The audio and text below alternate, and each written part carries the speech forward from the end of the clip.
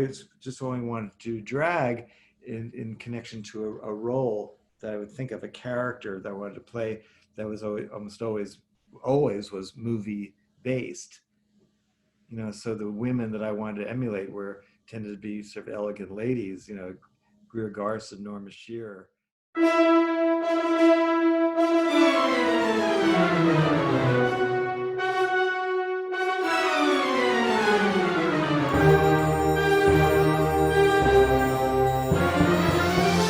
Welcome to this edition of the Filmosophers Movie Talk Show. I'm Chris Busch. I'm Dean Slider. And we're the Filmosophers, where we talk about movies with the people who make them. Our guest on today's show is New York theater legend Charles Busch, actor, playwright, cabaret performer, and legendary drag performer. And in the interest of full disclosure, Charles and I share a paternal grandfather.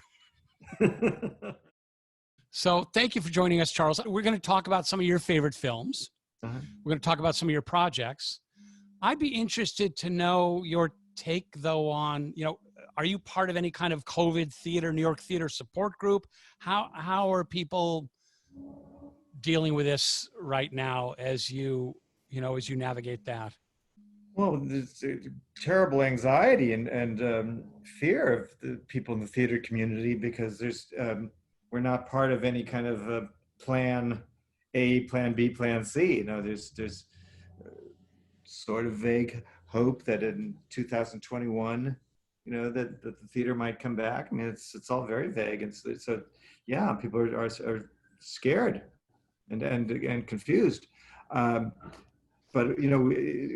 we're all resilient characters in the mad world of powder and paint, and so there's been the Zoom play reading.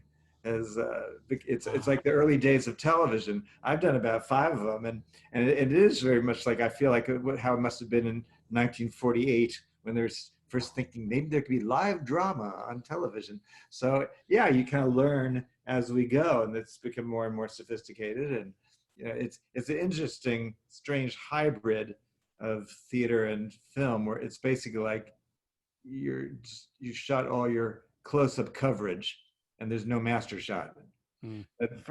With that in mind, it can be rather compelling with the right play, because there is this great intimacy, and we've been experimenting with sort of moving in for the tighter close-up and, and then moving away, going off screen, and handing a prop to one actor, then comes back. Thank you.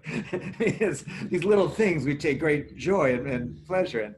So I think that it'll probably go by the wayside when the real theater comes back. But people need to express themselves and share narratives and share stories, so it doesn't die. I'd like to talk a little bit about your own films. Classic camp Hollywood send-ups, Die, Mommie Die, and Psycho Beach Party. You have some favorite stories to tell about those, the making of them, your experience with those? Well, I haven't made too many movies. A few years ago, I was contacted by the Romanian Gay and Lesbian Film Festival. I didn't know there was one. And they wanted to do a complete retrospective of my films. And I said, I'm flattered, but it's going to be a very short season because I've only done a couple, not for want of trying either. Oh my gosh, let's see. Well, with Die, Mommie Die, which I just loved making, it was perhaps the happiest, most creatively fulfilling experience of my entire life, really. I just loved it so much, and we shot the whole thing in Hollywood. And it was a homage to a certain kind of genre, which rather cruelly has been called hagsploitation. But it was kind of a movie that evoked some of the Bette Davis, Joan Crawford, Lana Turner suspense movies of the early 60s. However, things went very smoothly, but I had 2 little Pekingese dogs in the movie. I played this faded film star, and she had these 2 little dogs, and they were the stupidest animals ever. I mean, they were just terrible. All they had to do is move closer to me, and they wouldn't. And dogs love me. I didn't know what was wrong. They ended up putting pieces of prosciutto all over my costume, and the stupid dog still wouldn't come over to me. Yeah, and so finally I just kind of grabbed them, and they had one more day to shoot, and so we canceled that day. We wrote them out of the next day's scenes, and the wrangler was just furious, of course, that she lost a day's work. And she said, well, what did you expect? They'd never worked with a cross-dresser before. Prosciutto be damned. Yeah, I didn't know that the Pekingese were so, so homophobic. Yeah. Well, now you know. Now, Pick another breed next time. Now, you worked with one of my favorites, Philip Baker Hall, in that film. Oh, Was that fun? Yes. He was actually a replacement. It was originally Adam Arkin, and at the last minute, someone came up and he had to withdraw. And so we were really lucky that this extraordinary actor, Philip Baker Hall, he's kind of an actor's actor, took over the part at the last second. And I can't say that I really got to know him very well. We worked so fast. The whole movie was a 20-day shoot, and we were just moving. And fortunately, we had our director who died very young, Mark Rucker. It was his only feature. He was a noted stage director. He was so prepared. He and the DP had so storyboarded that movie that unlike so many low-budget indie films where a lot of things aren't shot, you never get around to because of the schedule, we were just racing through this movie, and we ended up getting more coverage than had been planned. Scenes that were designed just to be in one sort of master shot, we came in and did close-ups. It was really fantastic, and I learned so much about preparation. So now I'm going to be co-directing a film starting October 5th. And I directed one movie before in a short subject, but I just have learned from my experiences as an actor of just the necessity of preparation. Tell us a little bit about the sixth reel.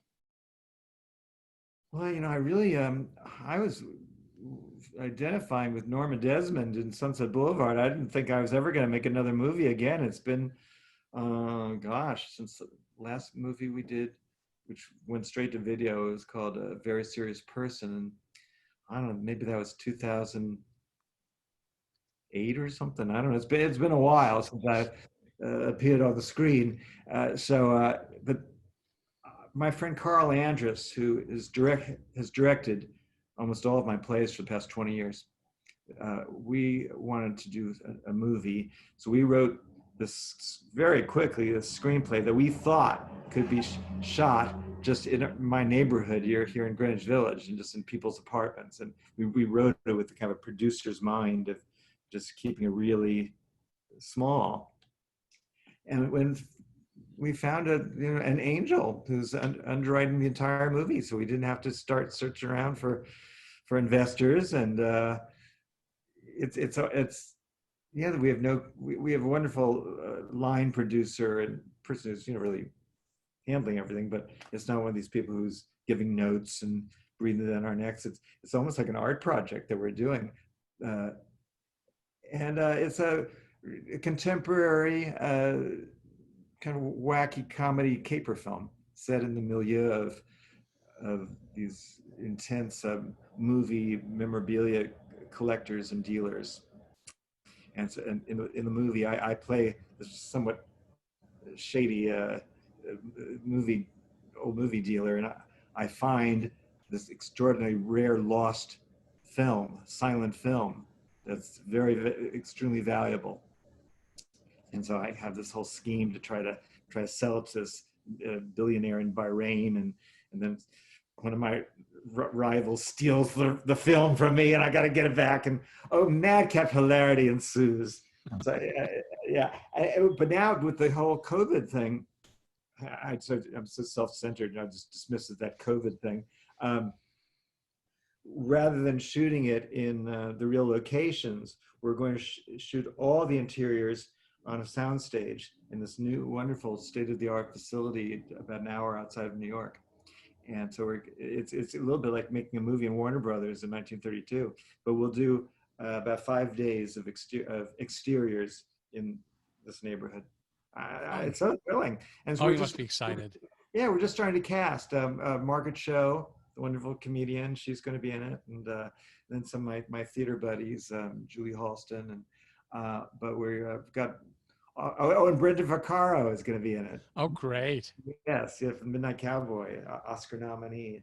So yeah, yeah, we're just starting to cast it and making offers out, and it's exciting. I just didn't think it was going to happen, and suddenly it's all. I mean, a year ago, there was no screenplay, no thought of it. It's all, so many movies, even low budget movies, take 7 years to set up or more, and this is just all bam bam happened, and we're shooting it. May the flame of your legend continue to burn bright. Thank you.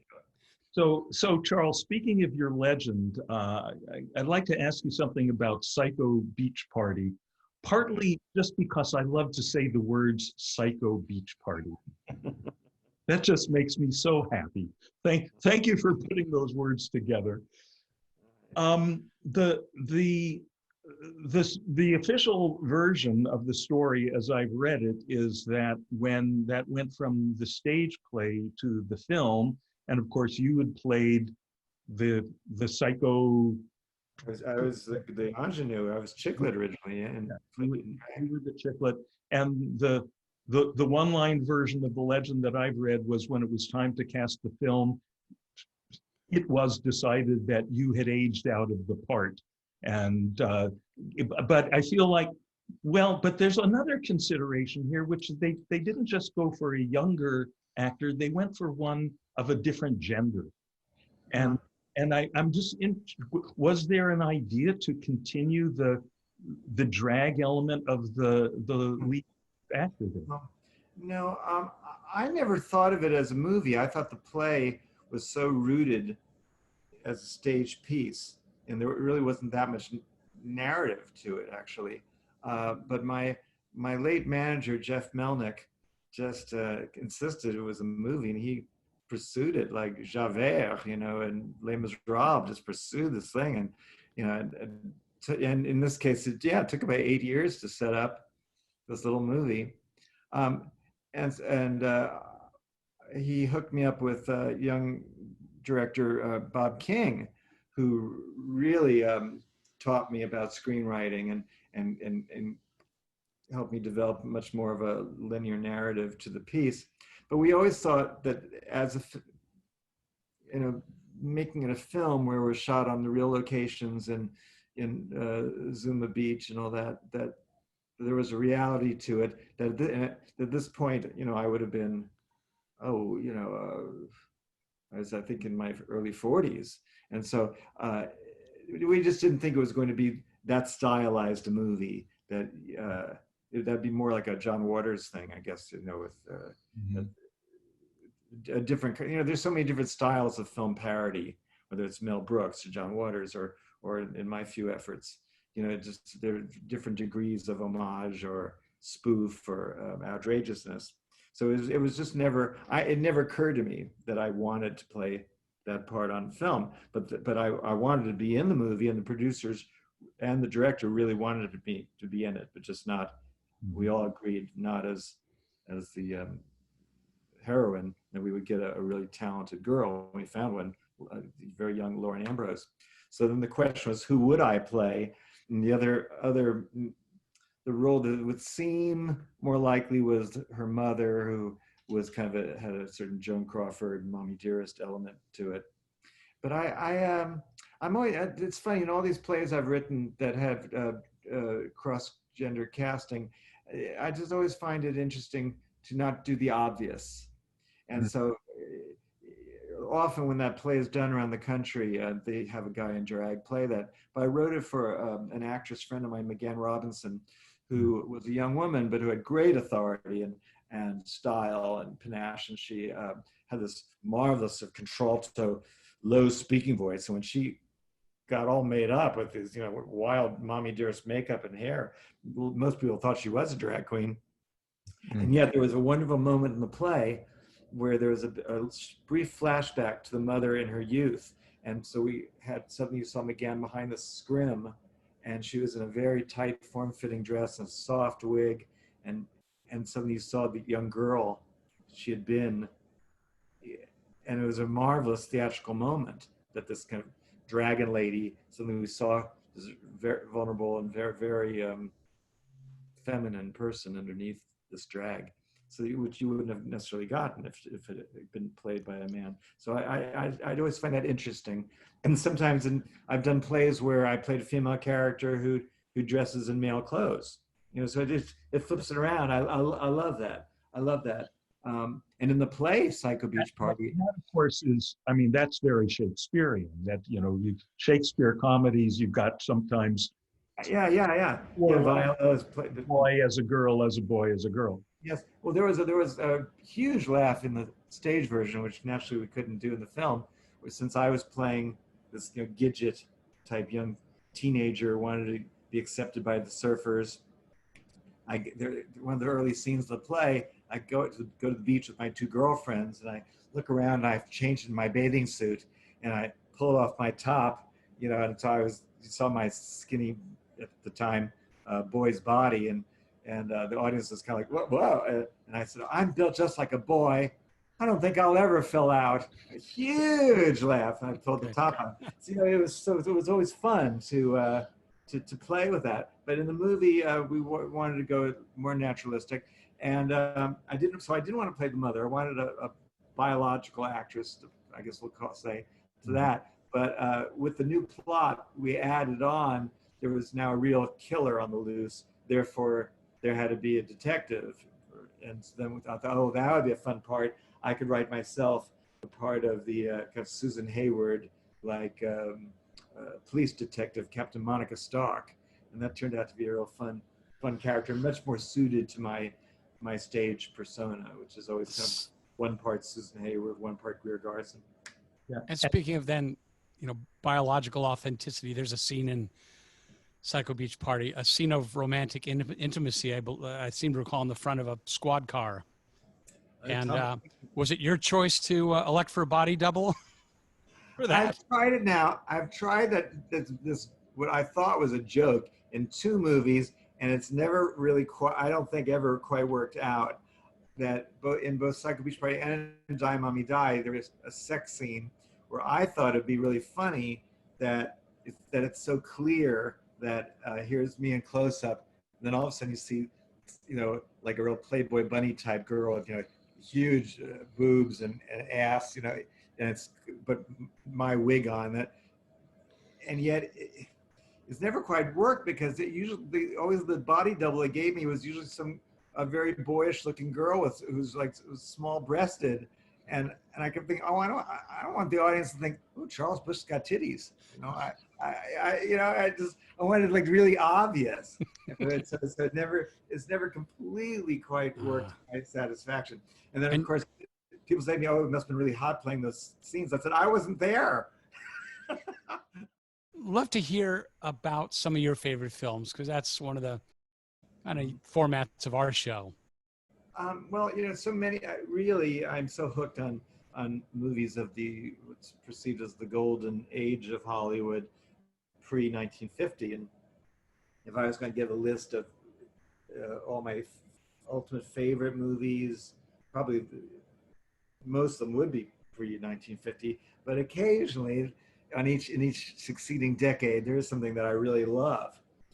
And it surprised me actually last year that I flipped out over the Tarantino movie Once Upon a Time in Hollywood. And I'd only seen 2 of his movies. I think I'd only seen Pulp Fiction and I think Inglourious Bastards, which I appreciated, but I wasn't that gaga over. But this movie, I've seen it about 4 times, and it's so polarizing. My God, most of the people I know hated it, and get really ugly about it. But I can understand that if you really respond to something that has a real clear logic and a very clear narrative line, that Once Upon a Time in Hollywood could drive you insane, and because it has a dream logic, and it's very long. Is it like, wasn't it like 3 hours and 40 minutes or something? How long was it? I can't remember.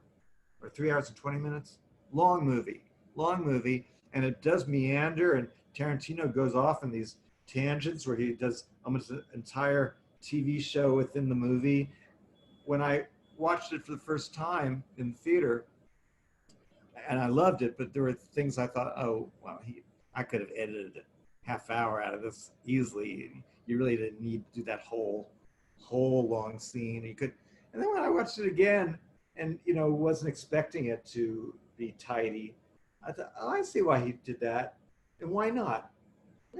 What is there a law that he has to keep a very tidy narrative? And you just kind of have to go with it, like a dream, and a dream's logic. And even this, now we're going to do some spoilers here. How do we?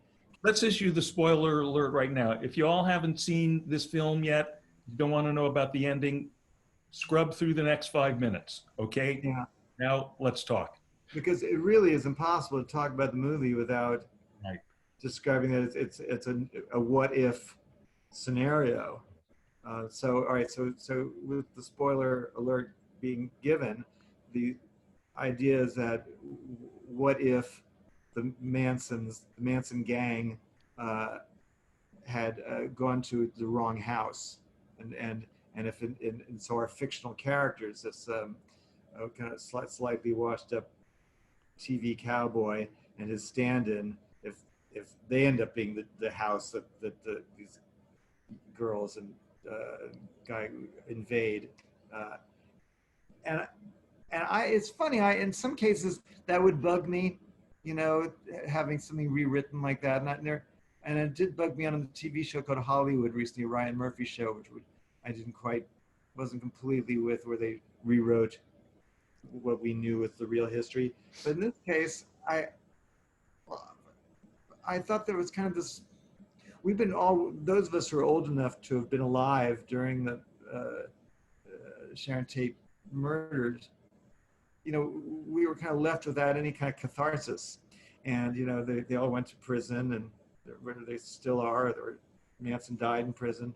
And so there was kind of a horrible, bloodthirsty catharsis of watching the shit being beat out of these people, and it's rather appalling. And Tarantino is kind of commenting on our bloodlust, wanting revenge. I think that's part of the movie, and he's both brilliantly giving it to us, that kind of catharsis, and perhaps in some ways condemning us for the need.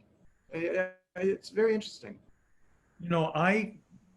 When I saw the film the first time, and I've seen it a few times as well, also, I'm a few years older than you are, and actually by 1969, I was a college dropout. I was a hippie hitchhiking all over the country in the golden age of hitchhiking, where people would pick you up everywhere. And in the first week of December of 1969, all of a sudden, hitchhiking ended in this country. And that was the week that Charles Manson's, that famous photo appeared on the cover of Life magazine, looking through the tangled hair with the psycho killer eyes. Okay. And having been through that trauma, not just hitchhiking, but just that whole, the whole horror of the Manson murders, of the, what it felt like, to whatever degree that, there was, of course, all the flowery Aquarian age ideal, but something good happening in the 60s, something fresh, new, some opportunity to have some better world, and then to see it come crashing because of this lunatic. Yeah. And watching the film the first time, as we got closer and closer to what would be the night of the murder, I just felt this rising anxiety, this dread, and it was a feeling of, no, I can't go through this again. And and when he flipped it around, and I personally didn't need the bloodlust. I thought that was over the top in a way that I didn't need. But the incredible what just seemed to me like an act of grace. Hmm. That Sharon, this beautiful angel, gets to live. Yes, yes, You know, yes. The, who embodies everything that's innocent and sweet and sexy in all the best ways. And then I realized, oh, that's the title. It's Once Upon a Time. It's a mhm. fairy tale, but it's a Yeah. fairy tale we need. Yes, yes, exactly. I remember in watching the movie as because I knew nothing. I really knew nothing about it. I came to it pure, and yes, as we're moving to that night, and I've read Helter Skelter and all that. So as we're getting close to, oh God, no, oh no, are we really gonna? Is he gonna show us this thing? And then suddenly it veered into this surreal. Mhm.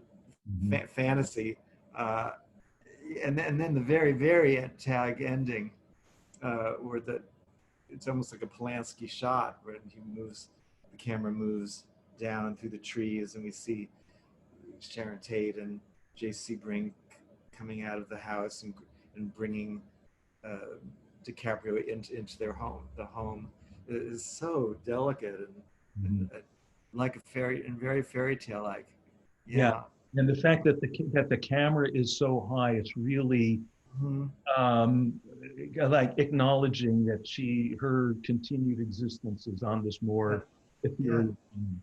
They were almost. It almost looked like reminded me of when they bring him in of the great shot at the end of Close Encounters of at the end of uh, Richard Dreyfuss being these childlike space aliens bringing him into the mothership.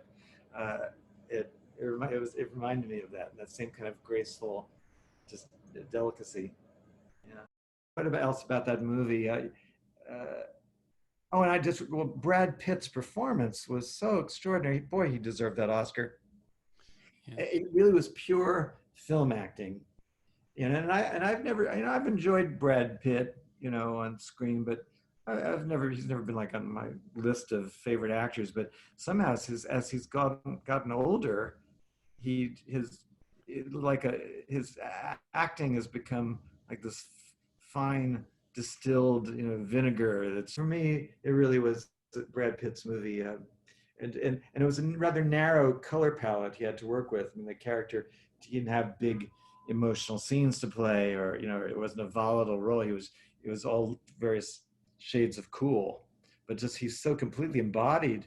That guy reminded me in a way just of the role that Ben Johnson played in The Last Picture Show, Ah, where it was just this effortless kind of this embodiment of a character that you just followed. And then, of course, the way he played that, the incredible scene that really was worthy of late Hitchcock, when he goes to the Spahn Ranch and searching for George Spahn.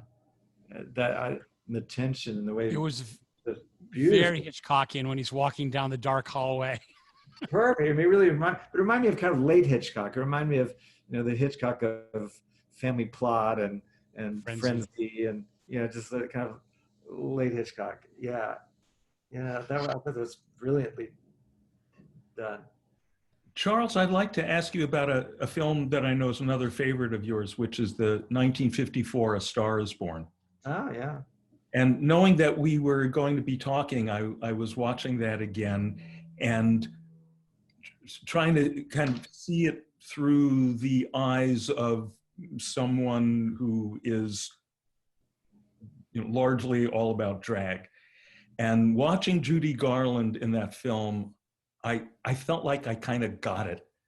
I got, oh my God, watching her sing The Man That Got Away, and just the incredible kind of just otherworldly energy that she taps into there. I thought, how could you not want to be that? Yeah. I mean, she's easily identifiable figure for many people, men and women. I mean, just I think sometimes that when people analyze Judy Garland, there's too much of an emphasis on her as tragic figure. I mean, it's easy to see that because she, died young and of her own demons and all that. But you know, it's not like Billie Holiday. You listen to Billie Holiday sing when you're depressed and you just want to get deeper into, you know, just whatever is bugging you. But with Judy Garland, it's all about resilience. Oddly enough, I that for as soon as she sings a torch song, next thing you know, she's up singing. No, it's a great day for the Irish. You know, it's she's everything in her persona, whether as a stage performer that we see via her TV appearances or in movies. It's about kind of pulling yourself up, and in The Man That Got Away, what I find intriguing about the way she sings that song, which in other hands could be a straight torch song, in the context of the movie, for one thing, she's singing it with just at a jazz club after everybody's left. It's just her and the boys in the band performing for themselves, except that she doesn't realize that this famous movie star Norman Maine has wandered in unseen and is going to discover her. So the song has to be played in two separate things.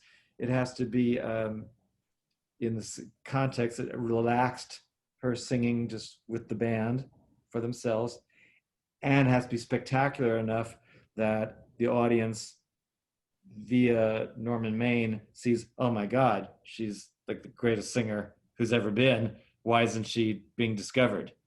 But what I think one of the brilliant things about Judy Garland as performer is there's always a sense of irony to everything she does. You know, so a lot of that song she does in a rather rueful, with almost a rueful smile of her own foolishness of chasing after the man that got away.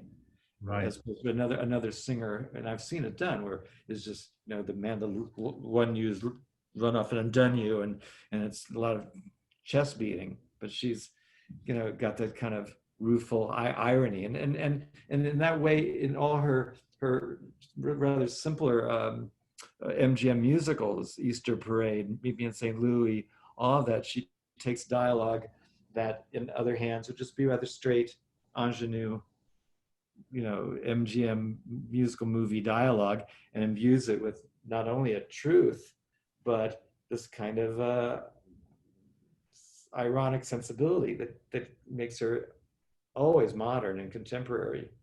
The other thing that really struck me about The Man That Got Away is at the very end, you know, when she's just, you know, the number that has just reached its musical orgasm, and then at the end she settles, and it's like she comes out of the trance.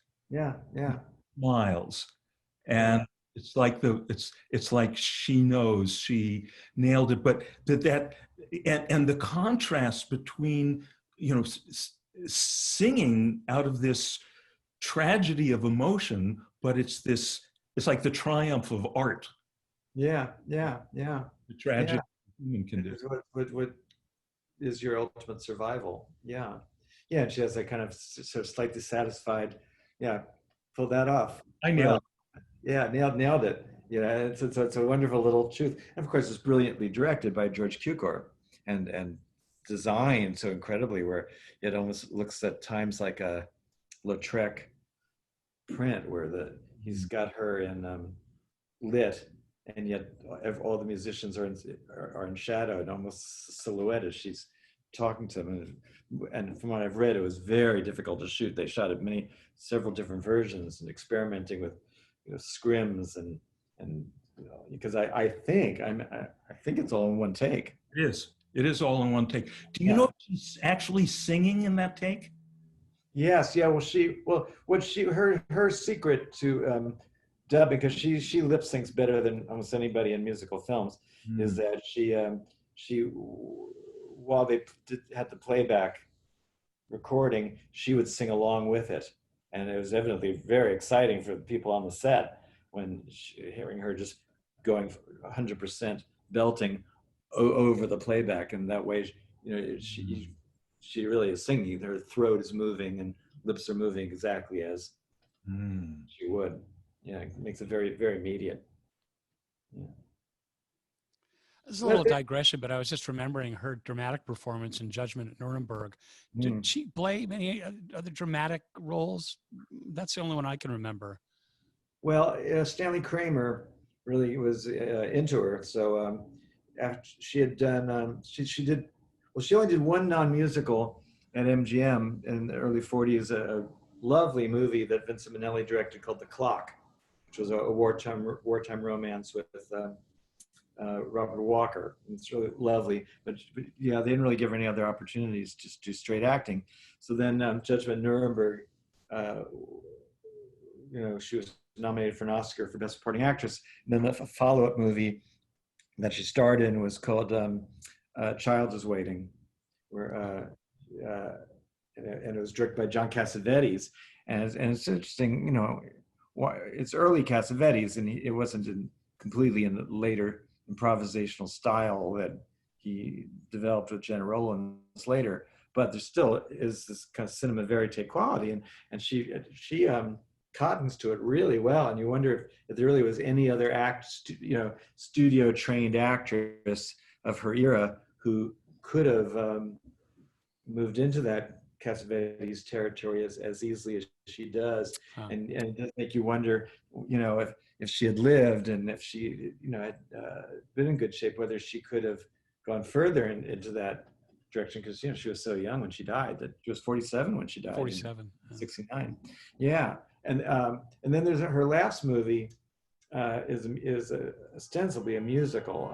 I Could Go On Singing, but she plays it's a role very close to herself. She's a troubled American legendary singer performing at the Palladium in London, and so she goes on stage. We see her few stage numbers that are her singing at the Palladium, but it's a very dramatic movie, and she gets to do all sorts of big dramatic scenes with Dirk Bogarde, and it's I think a very underrated movie.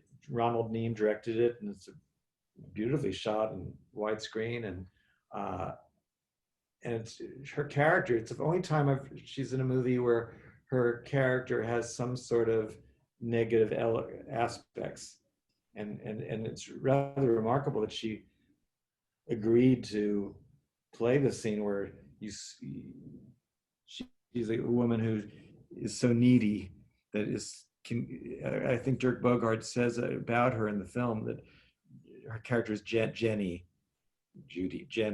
that she gives so much, but she takes so much more than anybody could possibly give. And that's kind of her tragedy in real life, I think. And she wore people out. And you see that in the movie where, she's darling and fun and campy and outrageous and fascinating, but sort of devouring and demanding more and more of this little boy that she wants to possess. And it's just interesting that she had the insight, I guess, or whatever, to allow herself to go for it. And again, that film is called I Could Go On Singing. And I think she gives there's a famous scene that you can see on YouTube clip. From what I understand, she and Dirk Bogarde had trouble with some of the script as written, and so Dirk Bogarde, who was a fine writer, he and Judy kind of improvised and rewrote big chunks of their two-person scenes, and there's a long sequence at the end of the movie where it's just two-person scene with her and Dirk Bogarde, and she has to run through this whole gamut of emotion in one take again. And she goes from sort of drunken maudlin to rage to tears, and it's just an incredible acting lesson. And it's all uninterrupted, and I think they shot it in one take. I think they had to do it one more time just to make sure that there wasn't a scratch on the camera. But it's really a rather remarkable thing, and a lot of it sounds improvised, or let's say they probably improvised originally, and then Dirk Bogarde probably transcribed it and shaped it. So it's really her talking about herself and the cost of what her life as a performer has dealt her. It's fascinating. Huh. Really recommend it. Another of your favorite films I thought was an interesting choice is 1968's Rosemary Baby, Roman Polanski directed film with Mia Farrow and John Cassavetes. Talk a little bit about that. Oh, I love it. We're actually, we reference it in this new movie I'm making, The Sixth Reel. Rather than devil worshippers in Manhattan, we have these obsessive movie collectors that have the same kind of obsession. So we pay homage to that film in a number of times. Oh, I just love it. I'd read the book when it first came out the year before, and I don't think there's ever been a movie adaptation that is so faithful to its source material, down to descriptions of clothes and hair, and it's really something. I love the whole. I love movies that are seriocomic. I love when the tone is when a director writer just plays a tone, and so Rosemary's Baby, I mean, is sort of gothic suspense in some ways, and yet the performances of Ruth Gordon and Patsy Kelly have wonderful comic moments, and I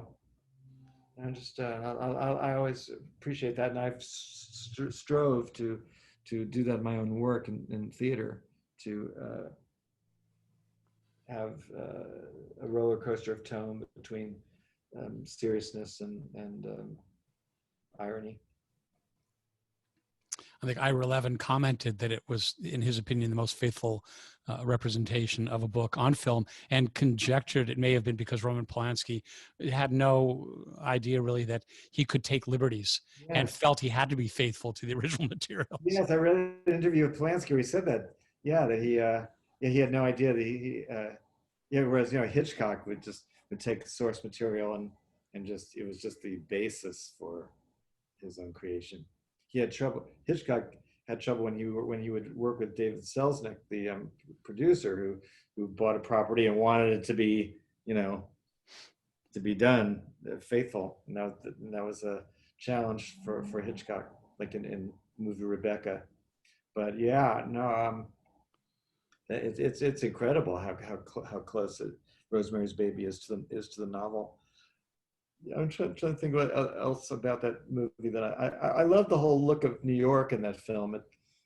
As much as it has great suspense, it's also a certain kind of Valentine to the beauty of New York and the Upper West Side, and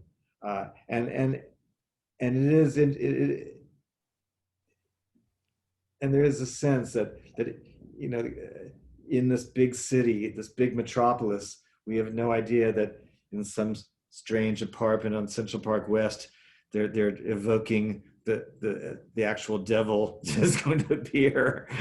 That's it could happen. Yeah, I think that's really cool, really cool. And then the camera work really supports that. It's just these kind of crane shots zeroing in on the big city and moving in through into the window of this apartment. Yeah. Another film that you chose to talk about was Nashville. That was a 1975 Robert Altman film, which I was just thinking about it when I saw it when it came out, and it was so striking. It was, I'm trying to remember another film quite like that before Nashville. It was such an ensemble piece. I don't think there was. I think of, a couple of Paul Thomas Anderson films since, like Boogie Nights or Magnolia, that had that same kind of independent stories, but intersecting lives, But I don't, was there one that you could think of? I couldn't. I don't think quite like that. I mean, they were all-star movies dating back to 1932 with Grand Hotel, but it's a different thing. I mean, there's a collage quality to mosaic quality to Nashville. Yeah, I recently recommended that a friend watch it who had never seen it. And I think he expected it to be kind of a Barbara Harris vehicle. And she was a wonderful actress, and she's has great scenes in the movie, but relatively small part. She just pops up here and there, and same as everybody in that movie. But I love the whole collage aspect, and I wish that I was capable of that kind of approach. I'm so narrative driven in every aspect of my work, whether it's as a playwright or filmmaker, or even cabaret performer. My cabaret act that I do tends to be, it's all storytelling. Either literally me telling anecdotes from my life that have a beginning, middle, and end, or even the songs. If I take a Sondheim song, we Tom Judson, my arranger, and I try to turn it into a little 3-act play. It's just, I can't shake it. And when I've attempted to try to write in a nonlinear fashion, I don't quite pull it off. It just seems obscure. It's not, but I love it when other people do it and can pull that off. Even in my I do visual art as well. I draw, but even my visual art, it tends to be portraits, just kind of realistic portrait. And when I've tried to do something abstract, it kind of looks like wrapping paper. Yep. My experience was that once you've seen Nashville, every film before that seems artificial, and which is not necessarily bad. It's just something else. It's okay. Now I say a line. Now you say a line. Now I say, yeah. and it's a different style. But you become so. Even Altman's later film, Gosford Park. Yeah. Where he had all the people in the big English manor home, and that he shot everything was playing at once, like a stage play. He had all these cameras hidden so that there wasn't, you were cutting from one camera to another in the editing room, but it was part of a continuous flow, and that made everything that had been edited conventionally before that seem efficient. Well, and he really pioneered also the use of overlapping dialogue in the soundtrack. I think I guess McCabe and Mrs. Miller was up before or after. I get the chronology wrong, but I think it was before. Yeah, but there was a lot of bad press about that, or certain critics just, you can't understand it. Can't understand any of the dialogue, because he really was pioneering this kind of approach. But it's so successful in Nashville. Some of his later movies taking that Nashville approach, Pret-a-Porter and Health and all that, or Wedding, weren't quite as successful. But but in Nashville, having that enormous cast of characters. Aren't there about at least 20 different narratives? Oh, yeah. And it all ties up in this fantastic way at the end at the Parthenon in Nashville. It's just, and again, I love the variety of tone of characters. Well, they're almost everybody in that movie is both foolish and somewhat noble at the same time.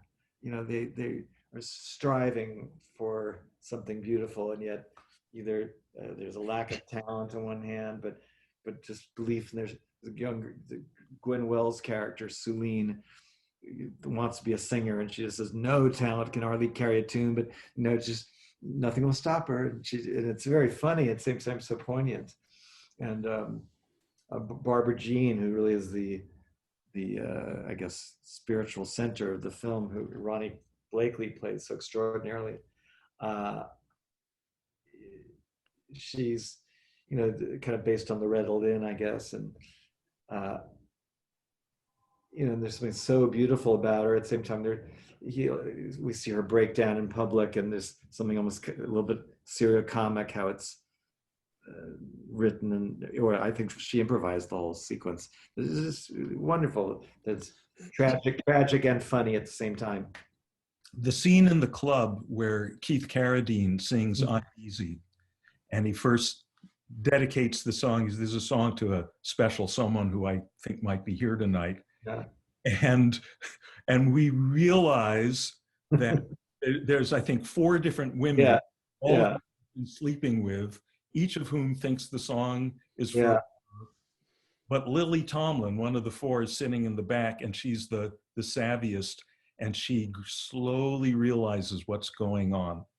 And I think it's just the most brilliant example of what's best left unspoken. Yes, yes, brilliant. Yes, absolutely. And she has a marvelous scene too in that movie where she finally, again, she's a married woman with 2 children, and he's this, and you get the feeling that she's never stepped out of her marriage, but she's a churchgoer, but she ends up going to bed with this folk singer, and it's the morning after, or it's a few hours later, and already he's on the phone with lining up another girl, and she plays this with no trace of self-pity at all.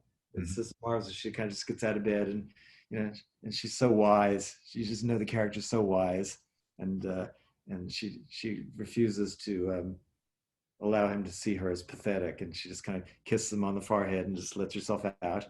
And it's so wonderful. It's so original. You wouldn't have thought that.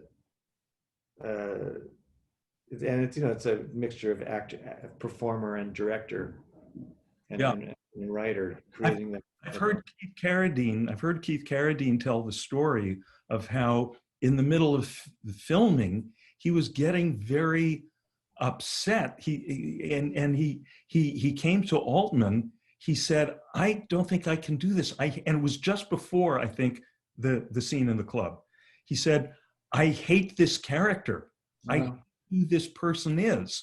And Altman just said, "No, you're doing fine, walked away.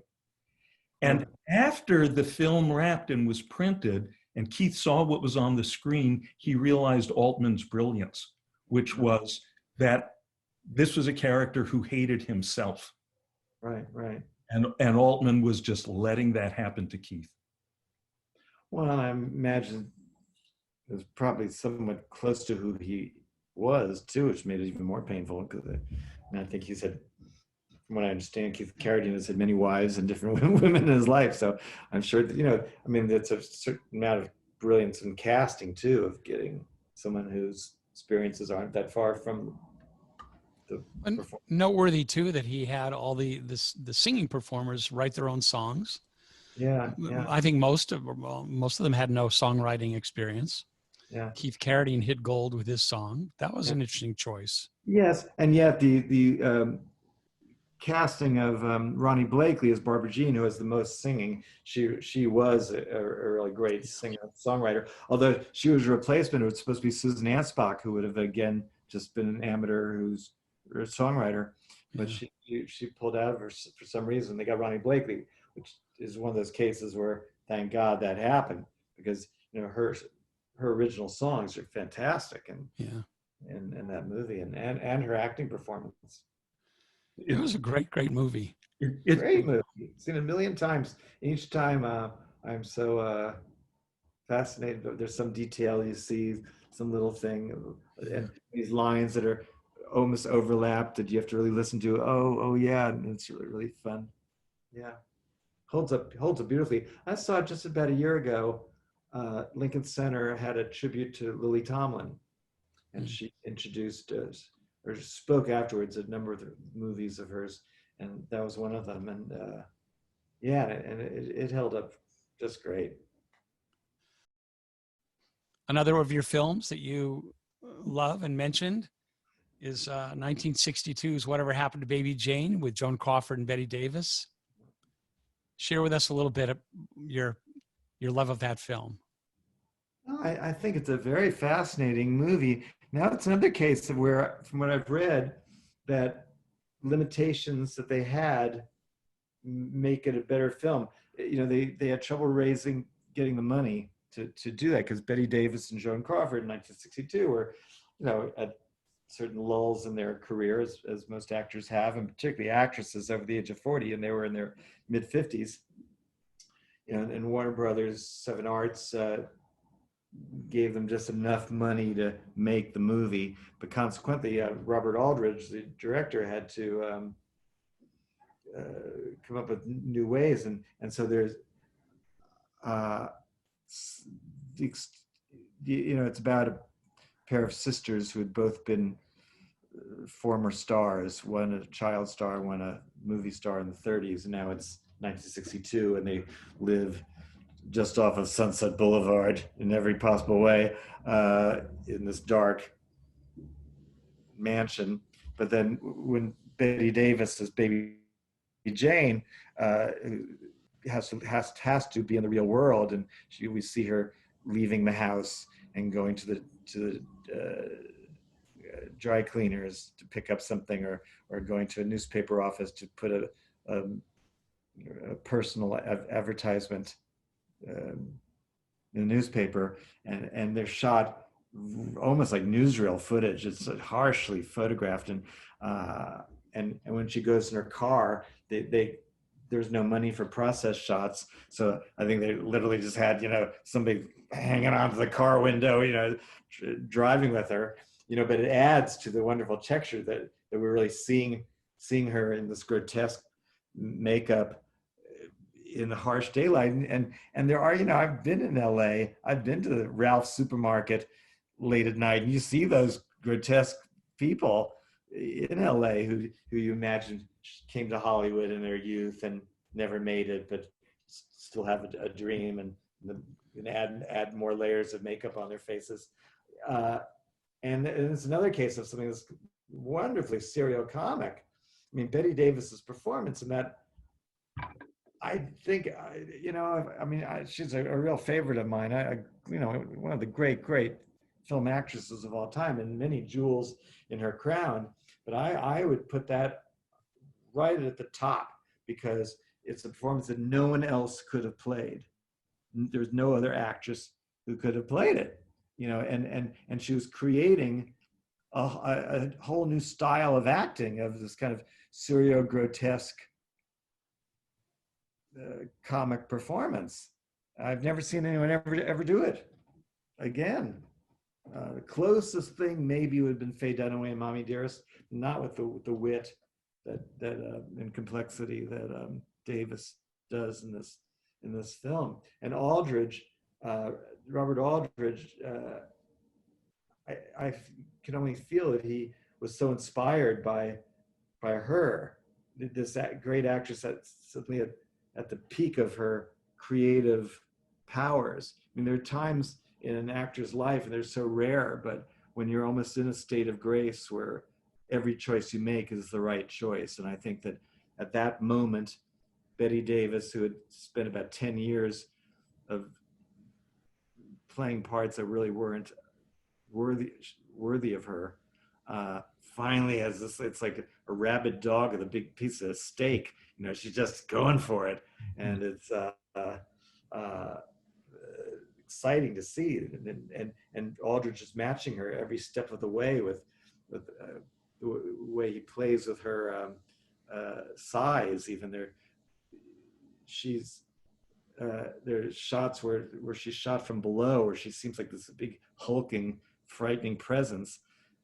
And then there's another shot of her where you realize she's only about 5'2", and suddenly you see how tiny she is, and he plays with that, or her, he plays with her age. She was only about 56, but 56 in 1962 is like our 76, and she's not in great shape anyway. She, all the years of smoking, and with this grotesque makeup on, most times he photographs her very harshly. You see every line in her face. But then there's a sequence at the end of the movie where she's kind of reborn in a moment, and I think they altered her makeup, but she's lit, just flooded with light, and suddenly she looks beautiful, and in a way that we haven't seen Betty Davis look since All About Eve in 1950, 12 years before. I find it all just fascinating. fascinating. And just quickly, how the legendary feud between the two actresses informed the film, and what do you know about that? Was that made up? A lot made up? I think it's exaggerated. I was very good friends with Robert Osborne, the much missed host of Turner Classic Movies, and he was very close friends with Betty Davis. And he told me that he was around a lot when they were shooting that movie. And he said, these are two very professional women who were aware that this was a great opportunity that they had not had in a while, and so they were not going to be foolish enough to screw it up with a lot of shenanigans. But I gather there probably was, they had a history of, I don't know, shared lovers and opportunities and rivalries. But so I think some of it was true, but certainly souped up for the TV series. Yeah. Dean, any other questions before we break? I'm having a ball. This has been so much fun. And honestly, I usually, when I've been asked about movies, it's strictly everything pre-1950. I want to ask you one thing, and this may not make the final cut, but you're the person that may be able to answer this question. I want to ask you about my one experience in drag. At the prep school where I taught for many years, I was good friends with the drama director, and they were staging cabaret. And in cabaret, there's the all-girl band that's on stage throughout the show. Right. And they were short a saxophone player. This sounds like Something Like It Hot. That's the plot of Something Like It Hot. Yeah. So I played some sax. He knew that I played some saxophone, so he recruited me to be in the all-girl band. So I had to go shopping with my wife and for outfits and foundation garments, and I told her, look, if I'm gonna do this, first of all, I want double D's. I want to go all the way. And we got the black mesh stockings and the black mini dress, and they found me a long black curly wig in the department there. And one thing I learned is I make a really ugly woman. I look like Howard Stern on a bad day in this thing. But it was so much fun. I mean, there was the fun of, flirting with the audience and all of that. But there was something else that there was a feeling of liberation, and not that I'm particularly, I haven't gotten around to wearing women's clothing again. I wasn't drawn to that specifically, but it was more, I've been walking around in this male form for all these years, and to become anything else is like an experience of I'm not a form. Well, yes. I mean, I just think that there's certain, when you see a lot of drag performers who are really, have these really outrageous kind of grotesque images, and there's some women find it misogynist, and I can see why they would. But I've always felt though that I don't think I've never known any drag performer, or is acting out of a place of hate or ridicule. I think it's more about a reaction against, like what you're saying, these constrictions of male sexuality, of in color or movement, particularly for heterosexual men who tend to have to conform to a certain kind of behavior without seeming too gay or this or that. And so it's reaction against that makes them want to be more sort of sexual outlaw. That's never been where I come from. I think for one thing, I only wanted I always just only wanted to do drag in connection to a role that I would think of, a character that I wanted to play that was almost always was movie based. So the women that I wanted to emulate tended to be sort of elegant ladies, Greer Garson, Norma Shearer, and then I think, I was raised in this very matriarchal family. I was basically adopted by my aunt after my mother died, and then I have my two older sisters, and so I think my approach to drag came out of a sense of love of the actresses and of the women in my family, and so it always I tended to always play rather elegant, rather subdued figures, and then a performer takes on who they are, and then physically I'm only 5'7" and kind of small boned, and I looked rather realistic in drag. I really could look like the character that I was playing. There was so it never none of my plays there really was never a joke that, or even in my movies, the joke is never that, oh, it's a guy in a dress, isn't that outrageous that he can't quite pull it off. It's always an illusion that he is that woman. I just look like the character I was playing. It makes it a little more difficult for me now, and that and why I may not do another play is I have to be able to look in the mirror and see the character, and when I can't see that character, then I don't want to do it. It's funny, in some ways my career is in drag, the roles I played have been commensurate with what the traditional career of a famous movie actress. I've earlier plays of mine were, I played Gidget, I played girl, but then I did Lady in Question, where when I was in my 30s, it was a anti-Nazi war melodrama, and I was a glamorous concert pianist tour, in Bavaria and fighting the Nazis. And then after that, it was Red Scare on Sunset, where I was a glamorous movie actress who's fighting the communists in Hollywood. And, I kind of moved on. And as I got older, then a few years, about 10 years ago, I did a play called The Divine Sister, where I was the Mother Superior of a convent.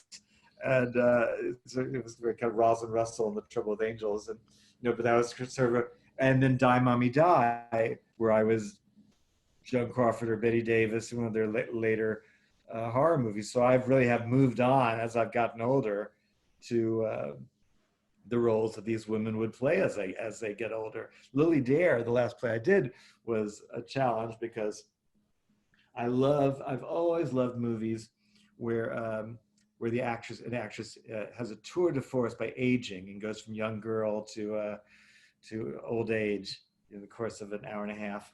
And so in Lily Dare, it was an homage to the movies that were a subgenre in the early 30s called the confession film, where there are a slew of movies made about a young girl that gets pregnant and has an out-of-wedlock child who she gives up and then years later finds again. And so in this play that we just did this past year, I had to go from 16-year-old convent girl through her becoming a glamorous cabaret entertainer, and then she becomes the madam of a string of brothels on the Barbary Coast, and then an old alcoholic waterfront entertainer.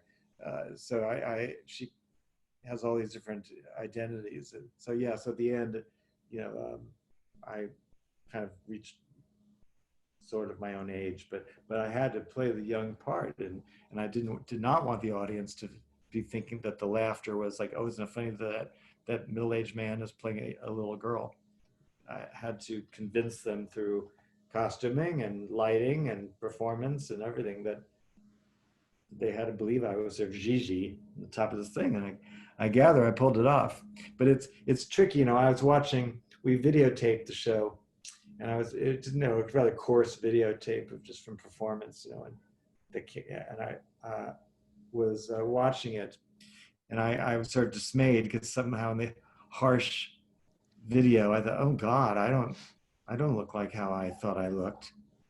So I think that, I hope, and from what I've read in the newspapers or people who saw it, that somehow there is this illusion when you're live seeing it, that the audience and I are in a kind of collective dream and imagining me as this person that I'm not. But when you see it in the harsh video, you're suddenly, I didn't freeze, did I? Am I still there? No, you're good. Yeah, but in the harsh video, suddenly you just see me in reality of a 65-year-old man in this wig. So it was disturbing to me. I have to believe, from what I've read in the reviews and people's comments, that in the theater they believed.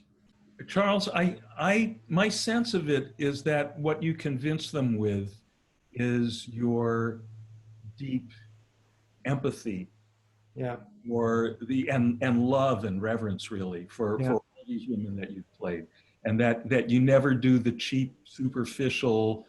There's a very easy kind of superficial drag. Let's just be fabulous, and where you often feel that or I often feel that that's somehow an avoidance of confronting what's deep within a person. And I always feel that you're inhabiting, you're empathetically there with the person, being it. Yeah. Well, I've always loved playing. When I from the very beginning, when I was very young, just out of college, and started writing myself female characters, I always wanted to go for humor, but also pathos, not sentimentality, but true pathos, and I had a gift for that, and so I've gone further in that direction as I've gotten older, and certainly in the last few plays I've done, and particularly Lily Dare. There were big, long, extended dramatic sequences, and people, it really was a real tear-jerker, and succeeded both as a homage to the genre and as the actual movie on stage. We do really aren't spoofs as much as an homage, which is different. It is so different, yeah. Yes. Yeah, and I tried very early in my career. I tried a couple times getting a laugh by suddenly reminding the audience that I was a guy, and always just landed flat. Ooh, and I realized that my audience they want to believe. That we've made a pact when they walked into that theater that I'm going to create a certain illusion, and we're going to, as I said before, we're going to share this kind of collective dream, and they don't want to be woken up suddenly, like. And it just didn't work. It worked for other performers, but for me, it wouldn't. That's why I could never do like a Tootsie or Mrs. Doubtfire kind of thing. That's just not in me. I did a play kind of like that in that genre a few years ago called The Tribute Artist, where I played a male character who was a professional female impersonator, Vegas impersonator, who impersonates this old way. She rents a room in a home of this very sophisticated old woman who'd been a former fashion designer, and she dies of natural causes, and he gets this idea that if he could, she was such a recluse, nobody saw her for years. If he impersonates her, he can then sell her townhouse for the $30 million and be on Easy Street.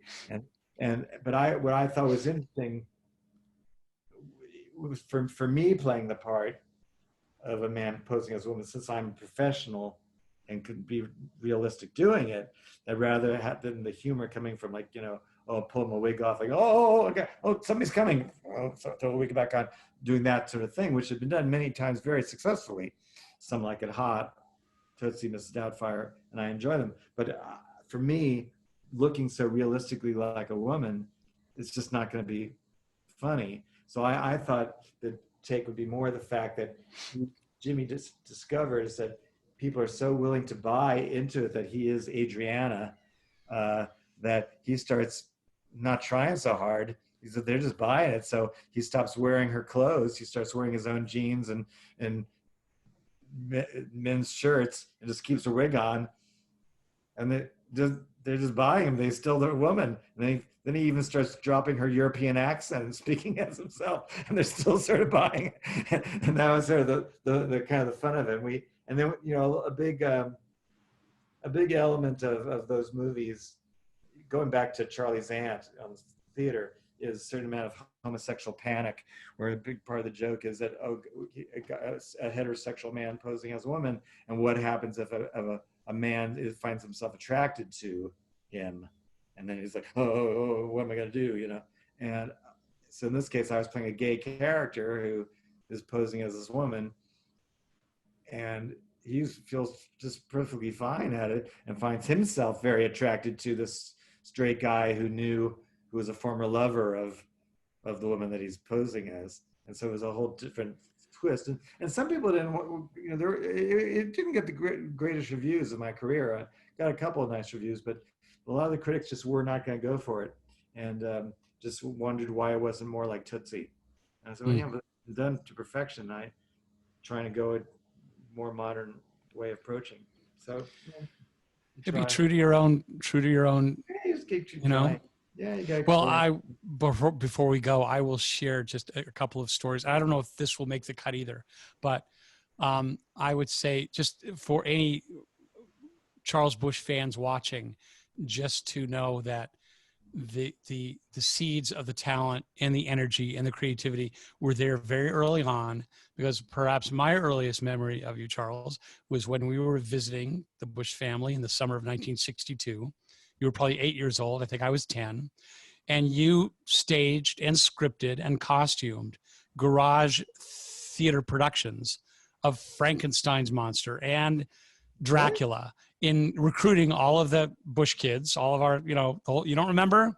I remember very clearly. So just, you know, as the whole tree is contained in the seed, this is 8 years old. You showed very clear signs of a, Really? I don't remember that at all. oh yeah, absolutely. I remember very clearly. Next year, but that was a very odd visit, because your family came up from California to New York, and where I was living with my family in suburbs, and you were up here the week that my mother died suddenly. When your mom passed away, we were there. I remember. Yeah, suddenly it was a traumatic time. Yeah, I mean. So and I think Aunt Gertrude, we all called her, the little ones in the family called her Aunt Grapefruit, because we couldn't articulate Gertrude. Well, the other story is just remembering my lovable Uncle Ben, my dad's brother, your father, who owned a music store in Yonkers for many years, sheet music, I believe. Yeah. Yeah. And with no offense to the people of that, you know, esteemed town, I remember him once saying, if they gave the world an enema, they would put the tube in Yonkers. Do you remember that? That sounds like something you would say, yeah. Charles Busch, thank you for being on our Filmosophers show. It's been delightful. You've been a wonderful guest, and we hope you'll come back with us again sometime, where we can plumb even further your great knowledge of Hollywood lore. Really been so delightful and so grateful. Thank you so much. Well, it's been really fun, Cousin Chris. I loved it. Loved every minute. And wonderful meeting you. Yes. Pleasure. Really great. Thank you so much, Charles. Okay. Thank you for joining us on the Filmosophers Movie Talk Show. Please subscribe to stay up to date on our newest episodes.